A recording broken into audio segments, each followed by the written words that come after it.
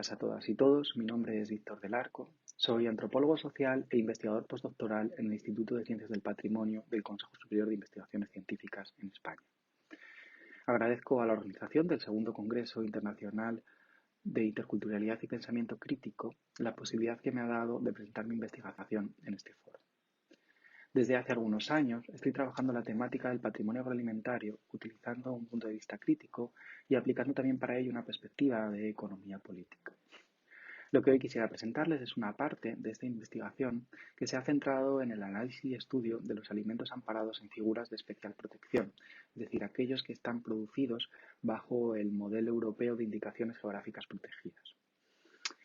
No obstante, el objetivo general de mi investigación siempre ha sido el de intentar hacer una lectura verosímil sobre el hecho neoliberal y la implicación que este hecho tiene en la vida cotidiana de las personas. Considero que precisamente si algo cotidiano es el hecho de comer y que a través de los alimentos podemos apreciar y ver cómo se reproduce el capitalismo en su fase neoliberal, postindustrial y cognitiva. Por otro lado, considero que este tipo de figuras agroalimentarias, las de las marcas de calidad diferenciada, son no solo una herramienta de patrimonialización, sino también un dispositivo de gobernanza neoliberal y biopolítica. Sobre estos aspectos ahondaremos a lo largo de esta presentación. En primer lugar, expondremos las principales características que alberga el modelo de indicaciones geográficas presentes en la Unión Europea, retratando sus paradojas y contradicciones. En segundo término, mencionaremos algunos detalles de nuestro contexto etnográfico, el contexto donde llevamos a cabo nuestra investigación y que nos ha permitido también establecer una serie de conclusiones acerca de la relación entre patrimonio y procesos de neoliberalización. Esto lo trabajaremos principalmente en un tercer lugar y a través de dos principales ejes.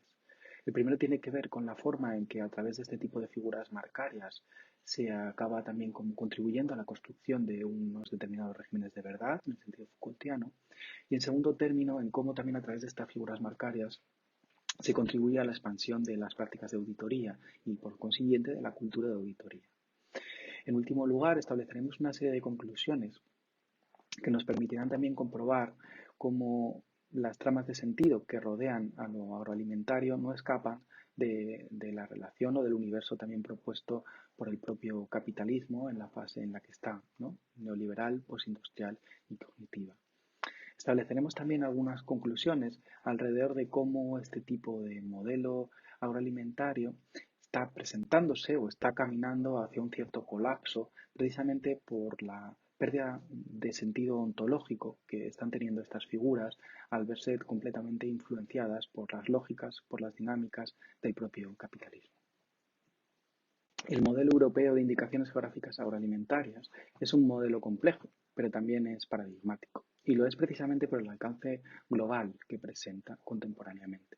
Son muchos los países los que han incorporado internacionalmente las indicaciones geográficas protegidas o las denominaciones de origen en sus legislaciones en materia agroalimentaria, utilizándolas como una herramienta de desarrollo local y turístico incluso, pero también como una herramienta para proteger o salvaguardar su patrimonio agroalimentario. Hay diferentes matices entre cómo se ha interpretado este tipo de legislación, pero en todas ellas se da cuenta de un complejo sistema legal, político y cultural que atraviesa a este tipo de figuras y que presenta también un largo recorrido histórico, o que se ampara en la historia para validar su existencia. Digamos, ¿no? Esto responde, o este tipo de figuras responden a una producción, a unos saberes y manejos tradicionales y a través de ellos es como se justifica este tipo de figuras, ¿no? A través de la preservación del terroir, de una articulación entre personas, entorno y producto. Desde nuestro punto de vista, no solo ocurre o se comportan de esta manera, sino que también este tipo de figuras presentan una mayor profundidad, ¿no? Y actualmente son las prioritarias o prioritariamente empleadas, mejor dicho, para la categorización y racionalización de las realidades presentes en las culturas alimentarias, ¿no? Estando enteramente relacionadas con otro hecho, como es el de la expansión de los derechos de propiedad intelectual y los herramientas inmateriales dispuestos por el propio capitalismo en su fase postindustrial, neoliberal y cognitiva. El sistema en la Unión Europea da cuenta de una complejidad numérica, de hecho, o sea, como que contamos con casi 1.500 figuras agroalimentarias y más de 1.600 vitivinícolas. Y también nos habla, ahí en el ideograma de la izquierda, en la península ibérica, en el Estado español, pues se ve la complejidad que tiene y la cantidad de productos amparados, ¿no? O sea que, y es solo una pequeña muestra, no hay, en él no hay 200 figuras, ¿no? Pero para que se dé y se visualice el tipo de alimentos y cómo también están repartidos. Esto tiene y presenta una gran perversión en términos de, principalmente de inflación patrimonial, ¿no? En el sentido este señalado por Haynes. Vemos un proceso de activación patrimonial masivo en el que todas las zonas tienen que tener su producción diferenciada y tienen que tener su producción singular y su producción tradicional. Desde nuestro punto de vista, este tipo de figuras agroalimentarias operan también como herramientas de reificación patrimonial, ¿no? Transforman el patrimonio en una cosa, lo objetizan y también dibujan legalmente sus propios límites, ¿no? Y obviamente, siempre que se patrimonializa algo en disputa y hay anacronismos, hay algo amenazado que en principio se ha de salvaguardar, ¿no? Pero estas dinámicas de salvaguarda también coinciden o se presentan conjuntamente a una serie de dinámicas de apropiación. Y al final también esto tiene que ver precisamente con una pregunta que es sempiterna y es acerca de quién y de quiénes son las cosas, ¿no? Y de cómo este tipo de proyectos muchas veces son proyectos empresariales o de unos determinados empresarios que los promueven y que acaban apropiándose, en definitiva, de unos saberes y manejos locales o de conocimiento local, etcétera, etcétera. Mi investigación a lo largo de estos años se ha desarrollado principalmente a través de un caso de estudio, como es el del jamón con denominación de origen en España, y principalmente se ha desarrollado en dos territorios, uno que es Aragón y otro que es Castilla y León. Ambos territorios cuentan con figuras de denominación de origen del jamón, ambas además son las más antiguas de España, una produce cerdo ibérico y otra produce cerdo blanco, que es sustancialmente diferente, pero las elegí precisamente por su capacidad para poder establecer también una perspectiva comparativa. El trabajo de campo que yo he desarrollado ha ocupado la centralidad metodológica dentro de mi propia investigación y ha tenido también una dimensión multisituada y también translocal, ¿no? Principales técnicas de investigación que he utilizado es tanto la observación como las entrevistas en profundidad con diferentes agentes que participan dentro de estos procesos de configuración de las denominaciones de origen, ¿no? Desde productores, pero también consumidores, distribuidores, agentes locales, instituciones, certificadores, etcétera, etcétera. Creo que, por otro lado, este tipo de trabajo me permite o me ha permitido ver también cómo el capitalismo o cómo las lógicas, prácticas y retóricas capitalistas se reproducen en lo cotidiano de una manera mucho más empírica. Y he podido aproximarme a ello y poder establecer una serie de conclusiones o reflexiones acerca de esta dimensión. Los alimentos amparados a este tipo de figuras de protección patrimonial tienen o responden a una tradición elaboradora histórica o a unos saberes y manejos históricamente situados, ¿no? Es con el amparo o la justificación histórica la que fundamenta o la que da origen también a este tipo de modelo. Son, por tanto, alimentos singulares y alimentos con una determinada conexión con el hecho también identitario, ¿no? Representan muchas cosas, ¿no? Y condensan y son capaces de condensar un gran parte de significados y de representaciones. En el caso de estudio principal que yo he llevado a cabo, el del jamón curado, esto se ve de una manera muy evidente en España. Tenemos cómo es utilizado, cómo es continuamente referenciado en las políticas de comunicación pública del propio Estado, pero cómo también se utiliza y responde a una proyección de una idea de nación española unida, ¿no? Y esto se conecta con determinados hechos del pasado y tiene también un largo recorrido, como por ejemplo en cómo se utilizó el consumo o no consumo de cerdo o el consumo o no consumo de jamón, precisamente como un marcador de diferenciación y de definición étnico. Y cómo se utilizó también en las causas de sustanciación de la causa de herejía en el Tribunal de la Santa Inquisición para condenar a población árabe o a población judía que presuntamente se había reconvertido y que al cristianismo y que posteriormente o a través de cómo no se consumía el cerdo, pues eran, eran encausados en que seguían practicando, ¿no? El criptojudaísmo, por ejemplo. Esto lo que nos revela es que también los alimentos no solo nos sirven para pensar, como he dicho antes, pero la cantidad de conexiones que tenemos, ¿no? con el tipo de producción y de elaboración que se puede llegar a establecer, ¿no?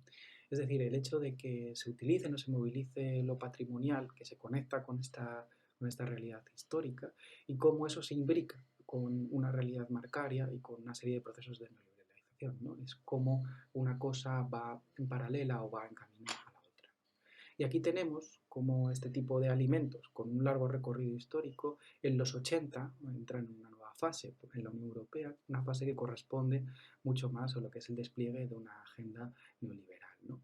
Y cómo este tipo de figuras marcarias son utilizadas también para meter gran parte de ese contenido o de esa agenda neoliberal. Es decir, cómo este tipo de figuras se utilizan para llevar el capitalismo a determinadas zonas en las que no estaba tan presente, ¿no?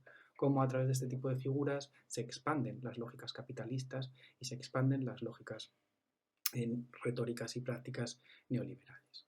De este modo nos encontramos con unos ciertos procesos de neoliberalización adheridos a la construcción de este tipo de figuras que no solo van a ser una estrategia de valorización en sí mismo, sino también una estrategia en términos de extracción rentística, ¿no?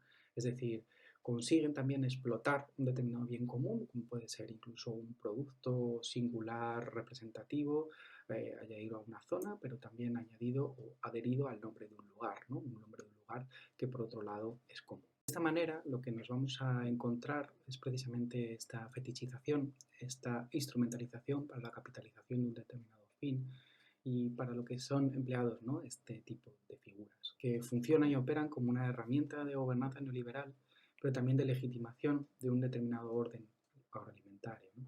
Este tipo de etiquetas no son neutrales y no son inocentes, hasta incluso nos llegan a dar cuenta de unos determinados usos biopolíticos activados sobre los propios alimentos, ¿no?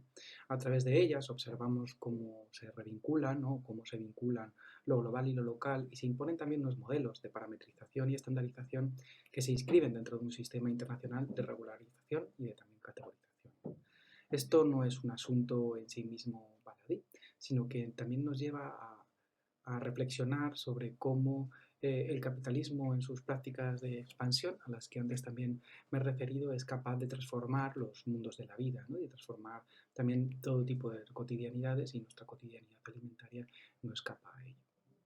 Dentro de estos procesos, lo que podemos encontrar, aparte de una gran paradoja central, es la construcción a través de estas figuras de unos determinados regímenes de verdad. Encontramos así cómo a través de estas figuras se muestra cómo el mercado se ha convertido en el principal espacio de veredicción, en este sentido apuntado por Wendy Brown en su reformulación de las teorías Foucaultianas, ¿no? Y cómo también nos puede hablar de una gran paradoja y una gran perversión dentro del capitalismo, como es la existencia de una serie de alimentos falsos o alimentos inauténticos a pesar de ser nutritivos. Y también lo que nos habla es precisamente de otra de las perversiones, ¿no? Y de cómo se deriva, ¿no? De la relevancia que en el propio modelo o que en el propio capitalismo cobra precisamente la propiedad intelectual como una forma de organización hegemónica, ¿no? Cómo lo intangible acaba ocupando un lugar trascendental. Esta idea de que, por otro lado, existan alimentos falsos o alimentos inauténticos, también lo que nos está hablando es precisamente de una idea de autenticidad muy marcada y de una idea de verdad que se vincula en este tipo de relación que se establece entre el origen y el producto, ¿no? Y cómo se asume que el hecho de que venga de un determinado lugar lo hace más auténtico que otro. Entonces ahí estamos encontrando también una gran paradoja. Y cómo esto se está interrelacionando también con la existencia de una serie de prácticas de auditoría que son las encargadas precisamente de avalar o de centrar este tipo de relación, es decir, cómo son a través de este tipo de prácticas de auditoría y de control y de cultura de auditoría establecida dentro de estos productores lo que acaba legitimando este vínculo y lo que acaba construyendo esta verdad, ¿no? En definitiva. Las imágenes que he ido mostrando en esta presentación pertenecen todas a mi trabajo de campo y también son parte de este proyecto que llevo desarrollando a lo largo de estos años.